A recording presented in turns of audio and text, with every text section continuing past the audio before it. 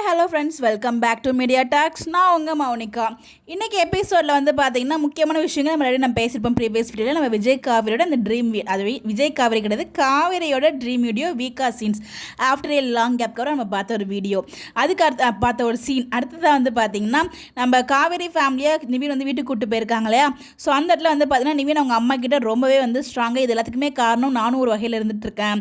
ஏன்னா நான் வந்து எழுதி வச்ச ரீசன் தான் போயிட்டு யமுனா அங்கே போய் சொல்லி தொலைஞ்சிட்டா, அதனால தான் வந்து இப்போ அவங்க வீடு இந்த நிலைமையில் இருக்காங்க. அவங்க கூட இருந்து நான் பார்த்தேன் எல்லா விஷயங்களும், அவங்க எவ்வளோ கஷ்டப்பட்டாங்க அப்படின்னு சொல்லிட்டு. வேற ஒரு அம்மாவாக இருந்தாங்கன்னா காவேரி கிட்ட தான் விஜய் வாழ்வேன்னு சொல்லிட்டு அவர் பக்கம் பிரச்சனை பண்ணிட்டு இருக்கும்போது பொண்ணு வாழ்க்கை நல்லா இருக்கணும் அப்படின்னு சொல்லிட்டு விஜய் கூட சேர்த்து வைப்பாங்க. ஆனால் அவங்க வந்து சுயமரியாதை முக்கியம்னு சொல்லி அவங்க வந்து கூப்பிட்டு வந்துட்டாங்க. அந்த லெவலுக்கு அவங்க வந்து ரொம்ப இதாக வாழும்னு நினைக்கிறாங்க. அவங்க கிட்ட இந்த மாதிரி பேசலாம் கூடாது, நீங்கள் எதுவுமே பேசக்கூடாது, எதாவது பேசுனீங்கன்னா நான் எடுக்க வேண்டிய முடிவை நான் எடுத்துருவேன், அது ரொம்ப விபரீதமாக இருக்கும் அப்படிங்கிற மாதிரி சொல்லி மிரட்டி வச்சிருக்காங்க. அதனால எதுவுமே பேசாமல் இருக்காங்க ஒரு பக்கம்.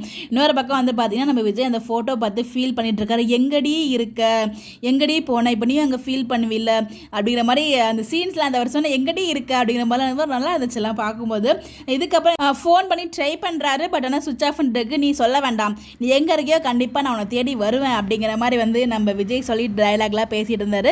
இதுக்கப்புறம் கண்டிப்பாக வந்து உனக்கு நான் எனக்கு நீ, அது யாராலையுமே மாற்ற முடியாது, எப்பயுமே நமக்கு நம்ம தான் அப்படிங்கிற மாதிரி ரொம்ப அழகாக ரொம்ப ஆணித்தனமாக வந்து இது 2 டேஸாக வந்து சொல்லிட்டு இருக்காங்க. அது எல்லாருக்குமே தெரிஞ்ச விஷயம் தான். அது நம்ம ஃபேன்ஸ்க்காக தான் சொல்லிட்டு இருக்காங்கன்னு நினைக்கிறேன்.